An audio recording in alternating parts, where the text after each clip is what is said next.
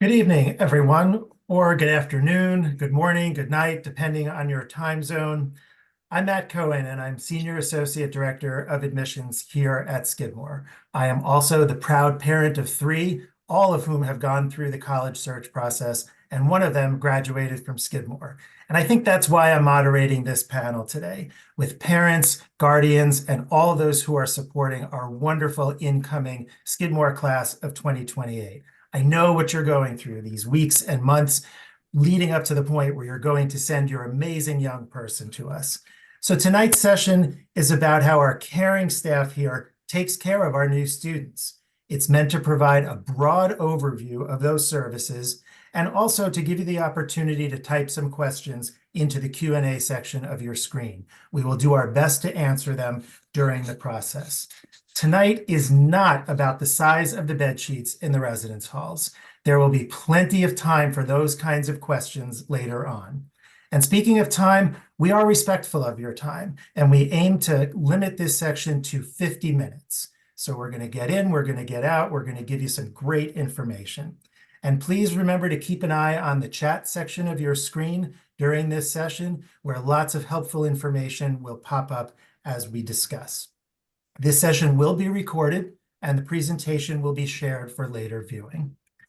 So now I'll ask each of our four panelists to briefly introduce themselves. Guys, if you can share your name, pronouns, your role at Skidmore, the kinds of services that your office provides, and just quickly, why you like working here. Hi, that sounds great. Hi, guys. Good evening. I'm Corey Freeman Gallant. I'm a professor of biology. My expertise is ornithology, evolutionary biology. I've been at Skidmore for 27 years now. I'm associate dean of the faculty, and in that capacity, I work with all of the student-facing offices and academic affairs. So that means I work with academic advising, off-campus study, first-year experience, registrar, writing center, all those offices that your students are likely to interact with. I'm also a Skidmore parent. My daughter graduated from Skidmore in 21, and my son is currently a senior. And why do I love Skidmore students and working at Skidmore? Well, it's my family in more ways than one. But I just have to say that Skidmore students are truly exceptional. Creative and engaged, and I would say lateral thinkers, bringing into the classroom what they learned in other venues, and it makes it challenging and fun conversations. But what I'll say is really special about Skidmore students is lack of competitiveness. I think we have a real community of care, and I think students see their successes for what they are, their successes, and other people's successes don't take away from their own. That's unusual and special, I think, in higher ed. That's a hard act to follow. Hi, everybody. I'm Julia Rockford-Baskin. My pronouns are she, her. I am Associate Dean of Student Affairs for Health and Wellness, and that means the three offices on campus that do health and wellness work for students, supporting health and wellness, health services, counseling center, and our Office of Health Promotion report up through me. I'm also a parent of a recent college grad and a sophomore student. So definitely have experience of fixating on how many Excel sheets are out there on Amazon and, all of the emotional and practical details that go into getting ready to launch your student in this new adventure. I would echo everything that Corey said about our students. And the only thing I would add is that one of my favorite programs on campus is the Peer Health Educator program, which is run out of our health promotion office. We have about 60 students. It really is kind of a quintessential Skidmore program where they are both academically trained on health and wellness, public health issues, and then they go out and do work to support their peers, whether that's sort of one-on-one peer counseling, whether that's programming in various locations on campus, if that's, putting up a de-stressing exercise station in the library. So really, again, that community of care and that sort of kindness that our students just really embody for each other, with each other, is really does make Skidmore a special place. Good evening, everyone. My name is Christina. My pronouns are she, her. I'm the Assistant Vice President of the Residential Experience. And so I've been working in higher ed for 25 years, but I've had the privilege of being here at Skidmore for a little bit over a year now. The 4 areas that I oversee that interact with students in significant ways include campus life and engagement. So that includes student government, clubs and organizations, religious and spiritual life, diversity programs, et cetera. And so I have an opportunity to interact with so many students in that unique way, which is truly enjoyable. I also oversee residential life, which does in fact is the office that would answer the question about what size the bed sheets are. I also oversee student success, which is the area where students who are facing personal challenges, we help them figure out how to navigate barriers to success. And so I work with a team of folks there who support students in that way. And then I also oversee student conduct, which is hopefully an office that your student won't have to interact with during their time here at Skidmore. What I enjoy about working with Skidmore students, I of course echo a lot of the things that Corey and Julia have already said, but what I really appreciate is how passionate Skidmore students are about their beliefs, but in a way that is respectful and kind, and that really is, change oriented. As other folks mentioned, they care deeply for each other and support one another. Their creativity is unmatched. Creative thought matters, as we know.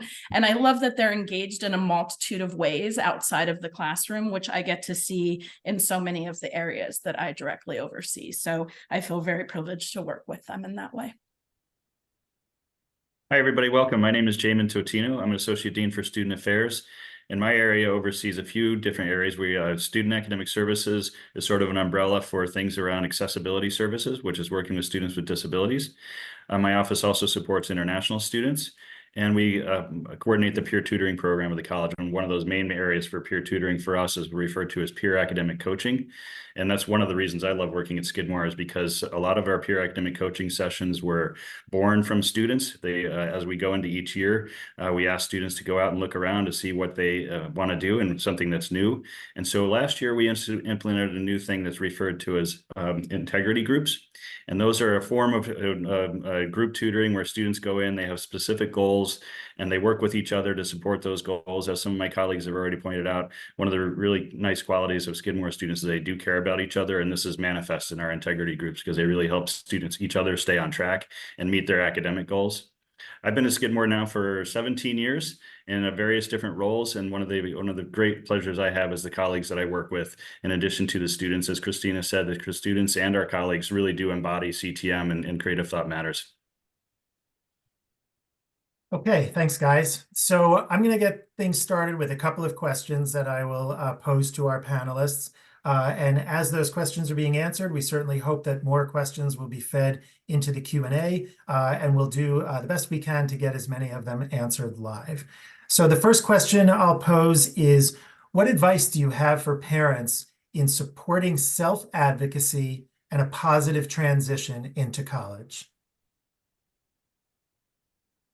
I can take that. From an academic perspective, what I would really encourage families to do is encourage their students actually on the very first day of class to come down front and introduce themselves to their faculty. Skidmore class sizes are small, and your student is gonna come to know their instructors very well. Certainly, they'll be known as individuals, not numbers, of course. But at the same time, I think just that early contact is really helpful and establishes a relationship. And so I would really encourage that. So come down, introduce themselves, maybe mention why they chose that course, why they're excited about taking it, what their interests are. And that early contact, I think, will just lower the barrier really for the whole semester. I would have a from the health and wellness world, actually, one of the things that I think is really challenging is families have often been sort of the guardians of their students' health and wellness, right? You've made the doctor's appointments, you've made sure they got to the dentist, and that really does shift very substantially once they're on campus. So what I would do is start talking with them about that now.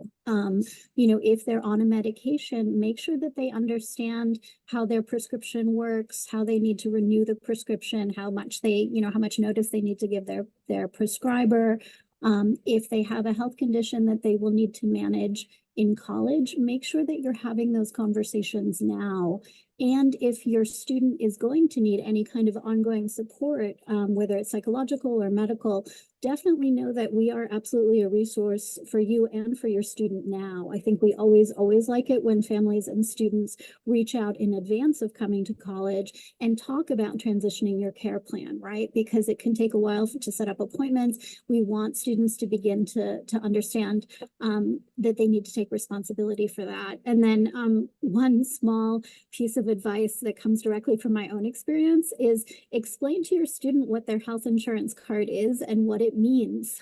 Because I sent both of my students off to college with their health insurance card only to discover that they absolutely had no idea what they needed to do with it. So that's a sort of very purely practical piece of advice there. I wanted to tackle this question through the lens of roommate relationships. And so what I would advise is to encourage your student to have very candid conversations with their roommates about expectations and things that they are okay and not okay with in their living situation. We do require students to fill out a roommate agreement. So we hope that they are taking those roommate agreements seriously and using that as a jumping point to have some of those more difficult conversations, and please empower them to have those conversations on their own. That's super helpful as well. And if there are any stressors or concerns that arise among roommate relationships, we have staff members who are there to support.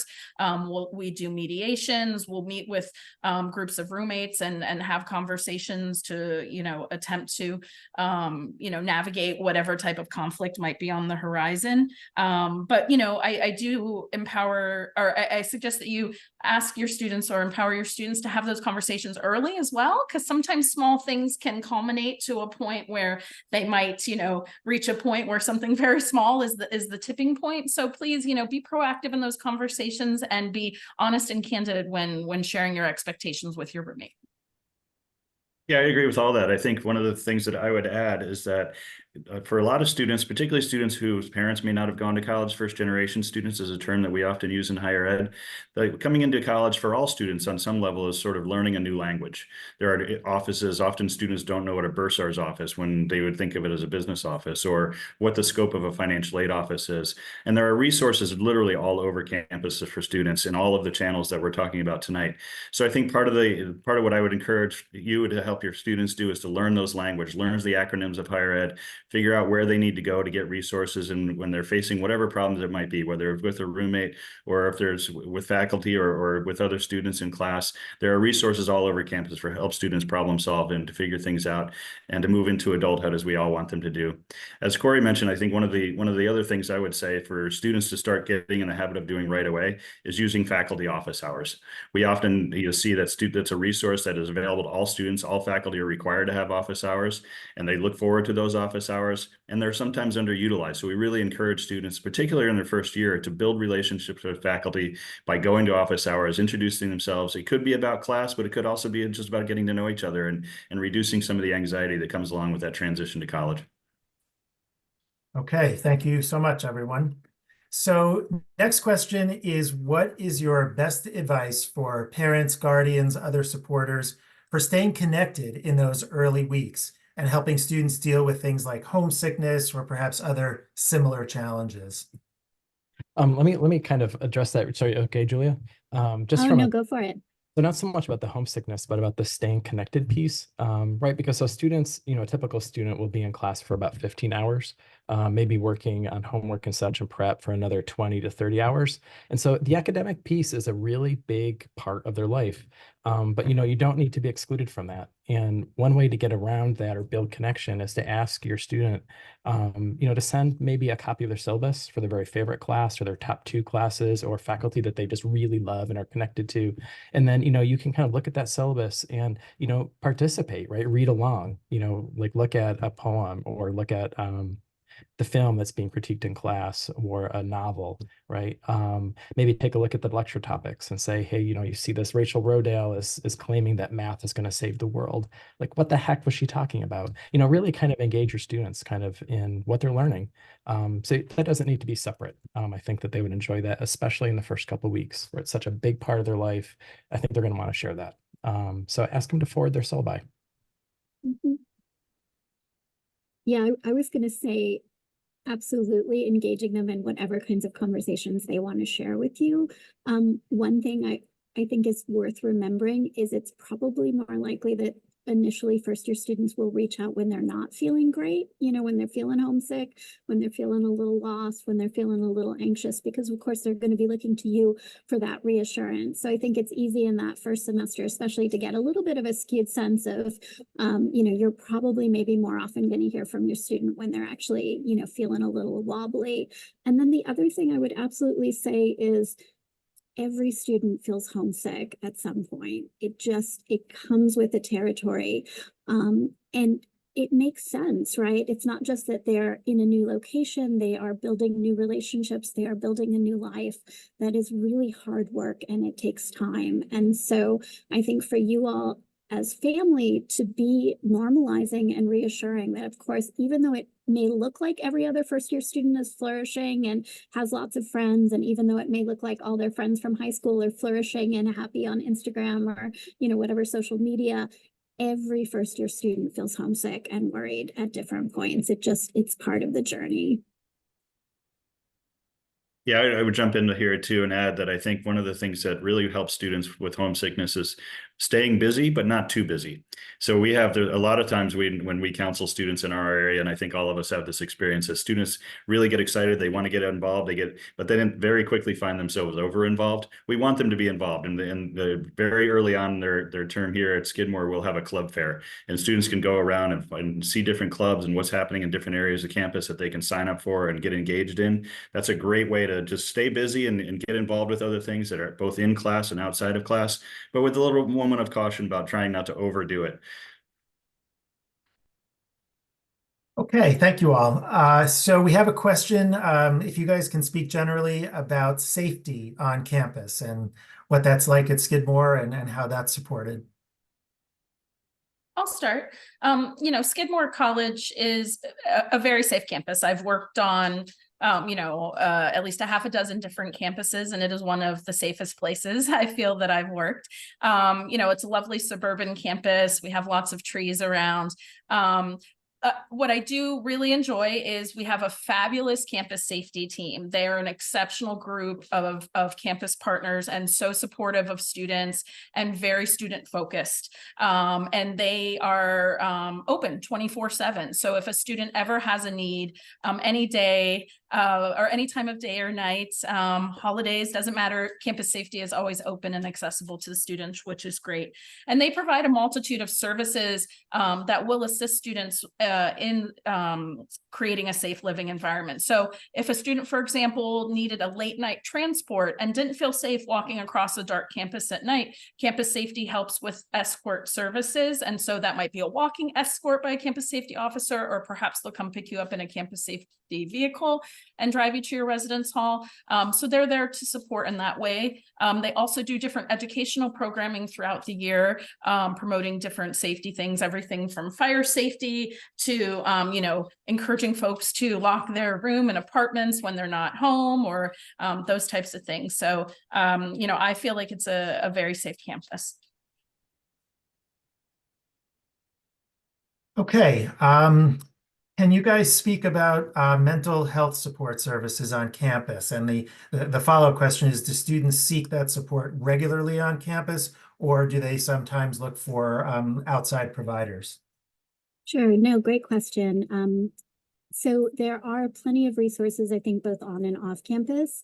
Our counseling center is located right on Central Campus. Students just need to call to make an appointment. More than 30% of the student body comes into the counseling center, typically in any academic year. And by the time the senior class graduates, more than half of those students have used the counseling center at some point in their time at Skidmore. So it's a heavily utilized resource. Students can come in for up to 8 individual counseling sessions per academic year. There's no limit on emergency sessions. We also have an after hours on call. Students can access after hours. Families can actually access that as well. And students can also access teletherapy up to 8 sessions. That's a separate service through a service called Better Mind. That said, if a student knows from the beginning that they're going to need more regular treatment, they would like to see somebody weekly, what I would say is really encourage your student to come into the counseling center, call us, and what we can do is a very strong facilitated referral. So we want students to have sort of support and access to the resources at the counseling center, but if they need more, we will help them absolutely bridge to the community. And then I would also add our peer health educators run a wellness center, which is right in Case, and that is really drop-in sort of peer-to-peer support. If folks, we also have a very strong, robust slate of therapy dogs who come into the wellness center. There's at least 1 therapy dog every day. So if your student is just looking for some unconditional furry support, I would steer them to the wellness center. Okay, thank you, Julia. Next question is about academic support services. The question from the guest is how and when should they go about requesting those accommodations? And I guess in your view, should they expect a similar experience to what they might have had in high school while requesting those services? Sure. So I'm hearing 2 different things in that question. One of them is around specific academic support, and I'm thinking about content support for any class. And that's particularly for our first-year students. That's where peer academic coaching comes in.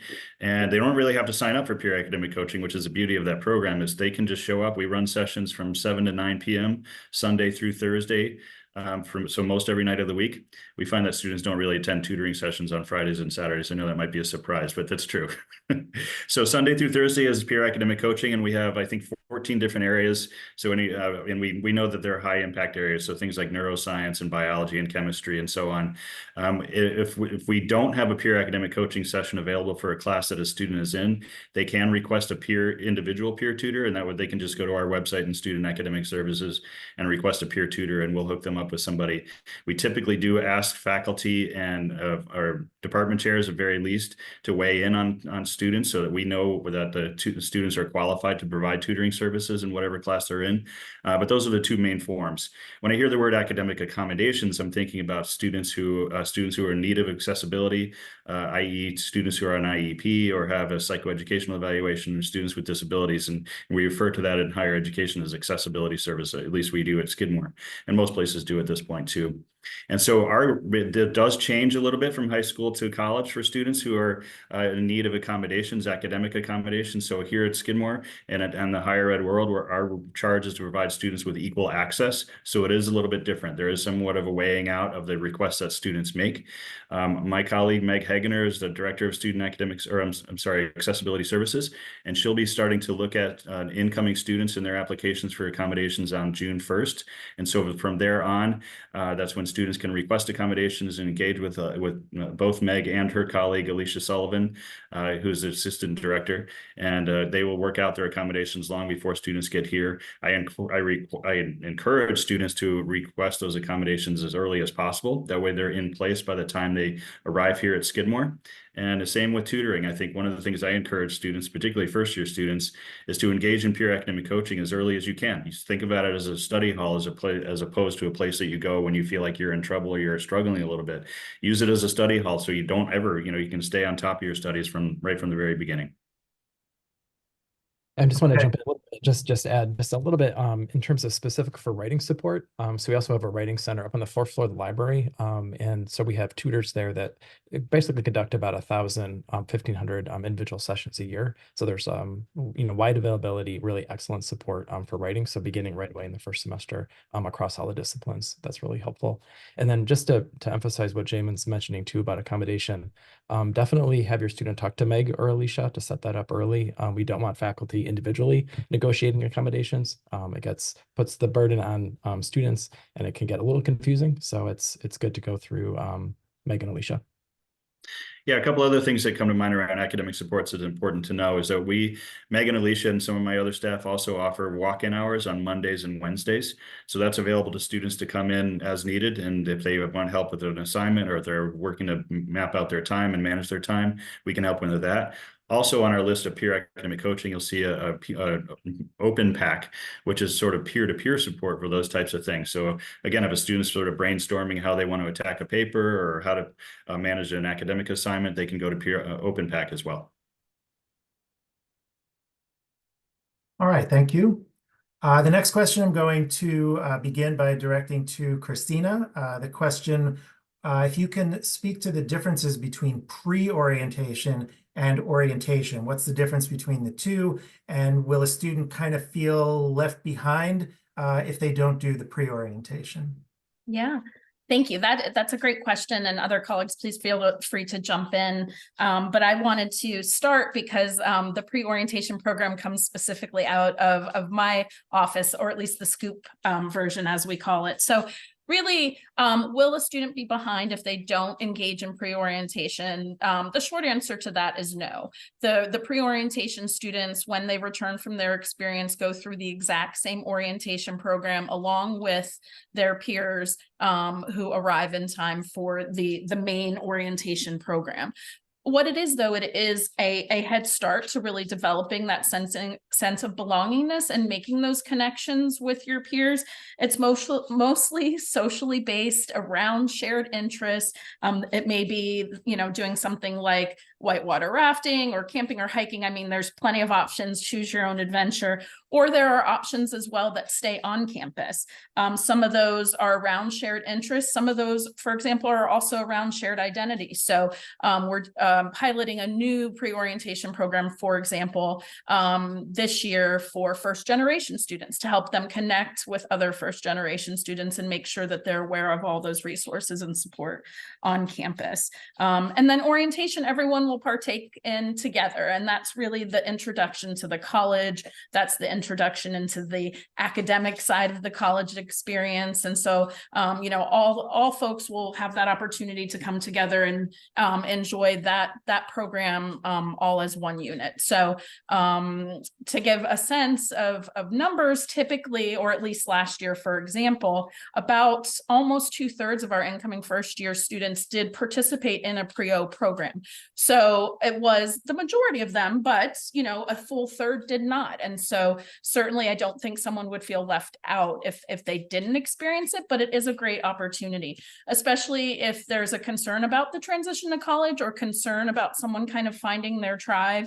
Then I would definitely recommend the pre-O program to help with that. And there's also scholarships available for students with high financial need as well. So please don't let that be a barrier. Okay. I would just add. Yeah, sure. No, I just, there is such a strong fear of missing out for first year students, right? This idea that somehow, there's only one opportunity to connect or one opportunity to succeed, and that's just not the case. And so, students may initially kind of feel like, wait a minute, everybody seems to know each other. And again, there are lots of other ways that students can get to know each other. One plug I would put in for Health Promotion runs a program called Friday Nights Out. It's heavily, anyone can sign up, but a lot of first year students do.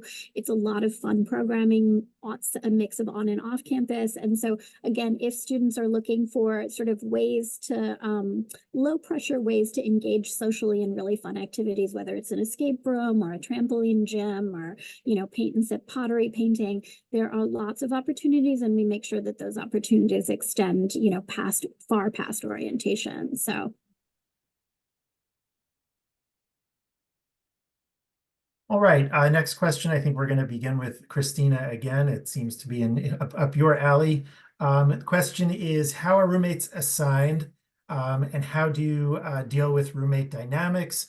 And then secondly, how do RAs support them, the resident assistants? Yeah, great. Thank you.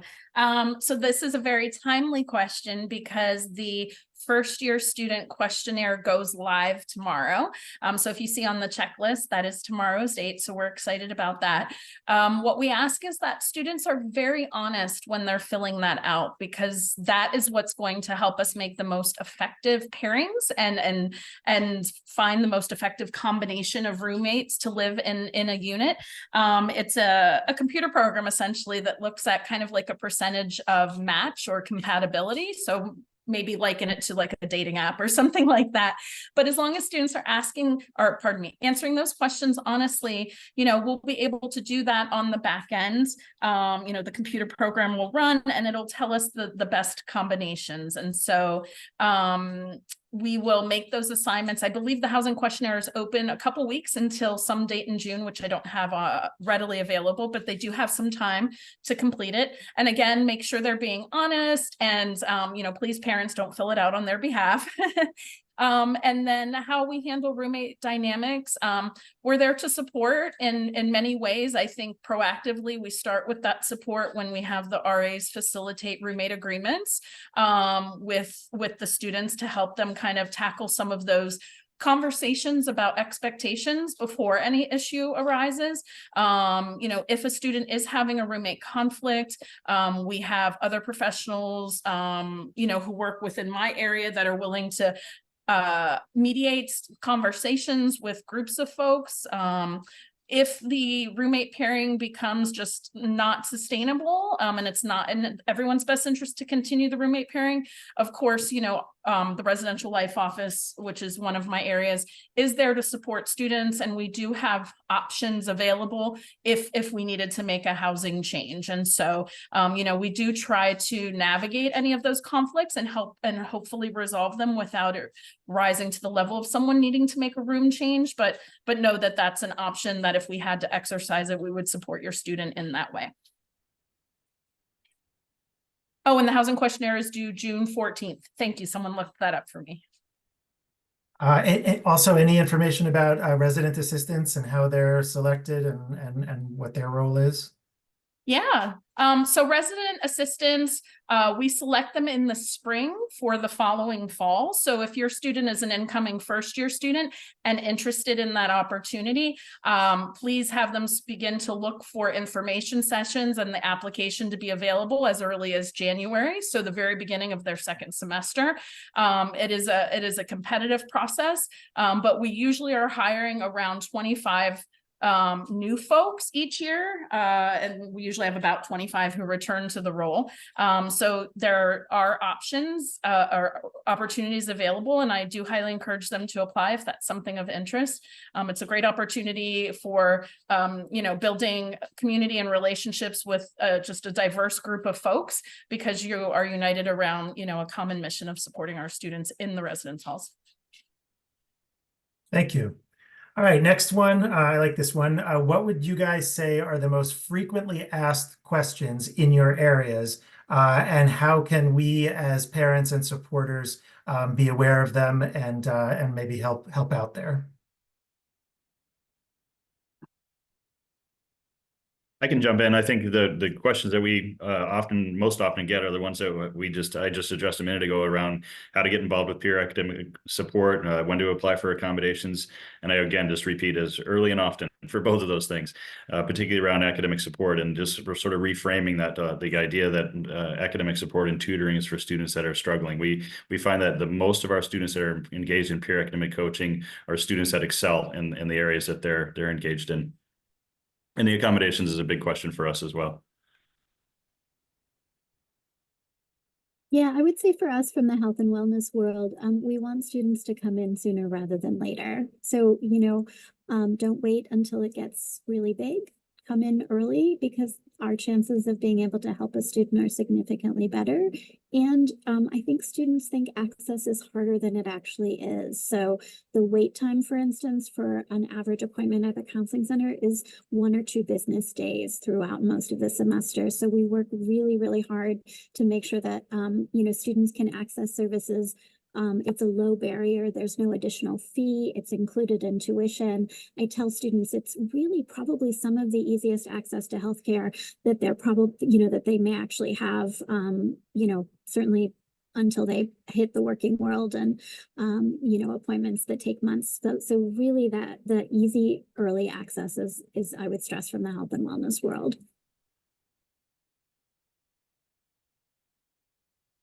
All right. Can you guys, oh, I'm sorry, Corey, did you want I to? was just going to say for my area, I think that one of the questions we often get is sort of what supports are there, what safety nets are there to help catch students that might be struggling. And I think kind of a fear from afar where you're not with your student or as connected as you have been in high school or they were in high school, what supports are there? And I just want to let folks know that we have a really robust sort of academic alert system so that if students are struggling in class, faculty see that and reach out and contact staff in Jamin's office, also academic advising, the students' academic advisor as well, to help reach out and provide support. So we have ways to catch that. Okay, can you guys speak to parent, family, and other supporters' involvement generally at Skidmore? What type of events are there for those supporters, and generally, how do these folks engage with Skidmore? Celebration weekend is something to put on your calendar. That happens in October, and it's really, a time where often families come and visit, especially for first years, if you're able to. There's a set of activities, you can sit in on a class, you can eat in dining hall, there's all sorts of that's one of the major sort of life cycle events that'll happen. But I would say there are so many other ways to engage. If you're able to get to some of our student performances, the quality will knock your socks off. There are so many unbelievably great musical events that happen on campus, and many of them are actually streamed. So really, and then honestly, if you're on social media, if you're on Instagram, start to follow some of the social, some of the Skidmore accounts. I think those are great ways to see everything that's happening on campus. Some of our student clubs and organizations have Instagrams. They'll tell you what they're up to. They have really great little videos. And so really just being able to kind of participate in campus life that way, I would say is a really great thing to get started on.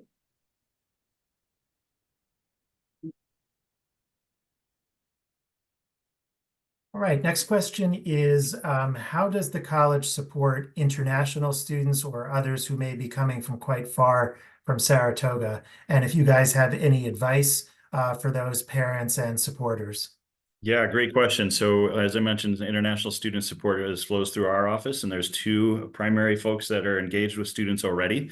Subhan Ali is, and there's a lot of acronyms in higher education, particularly when it comes to international students. But Subhan is our PDSO, which is our primary designated school official. So Subhan sort of heads up all things that are related to F1 visas and students requiring their visas. And we're already engaged with that work with students on an ongoing basis now. Another really important person is Chloe Jalil. She's also a DSO, which is a designated school official. So she also helps out with the acquisition of visa and paperwork and everything that students need in order to obtain their documents, their necessary documents to travel to the US. We have what we refer to as international student orientation, and that begins the week before orientation for us, for our international students, so they can arrive a little bit earlier. They have a little bit more time to settle in. We help them with some of their documents in regard to getting settled and if they're interested in getting a social security number, we have that set up for students, so they can do that during international student orientation. And that is timed in such a way so that if international students do want to participate in pre-orientation, we end the morning of pre-orientation, so students can flow seamlessly in from international student orientation, we refer to as ISO, again, another acronym, into pre-orientation and then into orientation. We do find that a lot of our international students prefer to be on campus for a pre-orientation, which is perfectly fine. It gives them a little bit more time to get settled in and to get used to campus and to sort of get a little bit more oriented to the U.S. form of higher education. On an ongoing basis, both Chloe, Jalil, and myself, and Subhan, and others in my office are available to international students. My space here in Starbucks Center sort of serves as a hub for international students in many ways. And so we have a open suite that students can come here and hang out. A lot of our student employees are international students as well.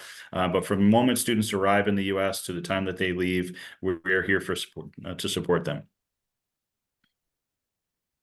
Okay, thanks, Jamin. This next question, I'm going to steer toward Corey, please. The question was, if you can talk a little bit about the workload and academic rigor This questioner notices that a lot of students double major and is wondering, should I tell my student to go for it or maybe start out a little more slowly? Yeah, it's a great question. So the academics, of course, are rigorous here, and this would be actually a great topic to take up with your summer advisor. So summer advising, you may know, will launch in a few short weeks. So there'll be a chance for your student to have one-on-one interaction, usually a phone call or a Zoom call with a Skidmore faculty member, maybe their Scrivener seminar instructor, and to really think about crafting that very first semester schedule. Students typically take 15 to 16 credits, and with that kind of load could expect to work kind of outside the classroom, maybe 25 to 30 hours a week. And so that's a fair amount of engagement. Absolutely, if you have a student interested in STEM, students can handle 2 lab courses in a single semester. Absolutely. Both my kids did it and they survived and do it regularly. Most STEM students do. So don't shy away from that. I would say that in terms of double majoring, about 20% of Skidmore students do. And I think there's a real interest in kind of credentialing and sort of the double major and triple minor. But honestly, I think that's a little over the top and unnecessary. I think what's great about Skidmore, right, is that we're a liberal arts environment with just like incredible breadth and depth. And this is an opportunity for students to dive deep in 1, maybe 2 majors, but really think across the disciplines and laterally. And, as we all know, so many of the world's challenges are really multidisciplinary in perspective, really touching on so many areas. I think they would do well to take, to think a little bit broadly. And also I would just say that when crafting their schedule, it may be really worthwhile thinking about some of the academic opportunities that fall outside of majors. And I'm thinking here of like the Moore Documentary Studies Collaborative, we call MDocs. So it's just an amazing opportunity to do some really cool 1 or 2 credit courses in different modes of the documentary arts. Just absolutely stunning set of courses. We also have a unit called the Idea Lab. So that's a makerspace. Again, 1 or 2 credit courses that can complement, really any discipline. So it is a really high-tech makerspace, but also focuses on disruptive pedagogy. So sort of where students are sort of creating their own classes, really thinking about really outside the box for their learning. So there's a lot of really cool, deep, engaging opportunities that allow students to get to that 15 or 16 credits. That's not overwhelming. Okay. So I'm going to give everybody an 8-minute warning, that standard 8-minute warning that we hear so much about, just so you know that we are nearing the end, but we do have time for a few more. And I love how the next one started, at least from my point of view. These support systems sound amazing. So that's great. Compliment before the question. Thank you for that. And the question that followed is, are all of these services available for students who intend to spend their first semester in London? Yeah, I can take that, definitely. And so, of course, the London cohort's very small. So 2 Scrivener seminars, probably about 15 students each. And because that unit is so small, I mean, those students, talk about high touch. So we have 2 faculty there sort of on site working closely with those students with just an amazing set of supports. So yes, so whether it's academic support, accommodation, access to mental health services, the lot is available. It's really a fantastic program. And if your student's headed to London, they're going to have a fantastic time. Yeah, just jumping in there, that's also true for accommodations for students who have learning barriers of some kind. Again, another reason to engage as soon as possible around those questions and establishing accommodations. But Meg and Alicia often work with our off-campus studies and exchange in the London program to get accommodations established before they arrive in London. There's also a peer mentor who will, I was Sorry, just going to add, Julia. London also has a peer mentor who is a Skidmore student or has been a recent grad who will sort of take that role on. So that peer-to-peer support, I think, is very much part of the package. And then when the London students return as part of that transition back to campus, there's a pretty extensive, kind of reorientation in some ways so that they're very aware of all of the resources and, what that return for spring semester is going to be like for them. And I actually was going to add what Julia just added. They almost have two little orientations, so to speak, because they, come to campus before they depart for London for a couple days and to get some of that orientation information. Then, of course, when they that reentry back into the Skidmore community, a more extensive orientation where they arrive a little bit earlier than other spring students returning for the second semester. Thank you all for that. And I think our next question, the way it's phrased, I think would be a good way to close tonight's session. The question is, if you were to summarize, what do you all feel the parent's role is in a student's college education? And this particular questioner says, it's our first time and we're trying to figure it out. So any help in that regard would be greatly appreciated. I'll start just because I feel that question, right? That this sort of poignancy of preparing to send your first student off to college is a very vivid set of memories, I think, for myself, for sure. I would say support, and then also don't forget to enjoy. There's so much anxiety, there's so much stress, but your student is going to go through some challenges for sure, but they're going to also do amazing and fantastic things. And so to be able to appreciate and savor and celebrate those challenges and changes, really just make sure that you're feeling that sense of accomplishment as well. Yeah, I jump in here, but I also have a daughter, I didn't mention this before, who graduated from Syracuse, and she was a 2020 grad. So she was in the thick of it when, so to speak, as we all know. And I found that one of the things that really mattered to her the most was just that we didn't necessarily problem solve. We helped her problem solve her own problems, mainly by being a good listener and understanding where the resources are on campus and trying to channel her to the resources when she needed them. As I mentioned before, Skidmore we're loaded with resources on campus to help students succeed. Their challenge is to get to engage sometimes. And so encouraging them to engage, particularly when they might be feeling down and they might be sort of backing off and not feeling the energy to engage, really pushing them to make sure that they reach out and as we talked about a few times tonight, just to utilize the resources, utilize their peers, utilize the support that's available to them all over campus. And if I can just add to that, I think given the amount of support that's there, there's a real opportunity to encourage students to take risks. And I think that as parents, that's a really the safety that they have in our relationships with them, and all the support that's present on campus. It's okay, to risk. It's okay not to do maybe as well as you want on a particular exam or a particular assignment. Yeah. Okay, then, that's all the time we have for tonight, but we have the whole summer to answer your questions. Please feel free to reach out to us. You guys will soon be receiving loads of helpful information from our first year experience office. In the meantime, please feel free to reach out to that office or to us here in admissions. Thank you so much to all four panelists and to those really fast typers that you guys can't see but have been answering questions during this 50 minutes.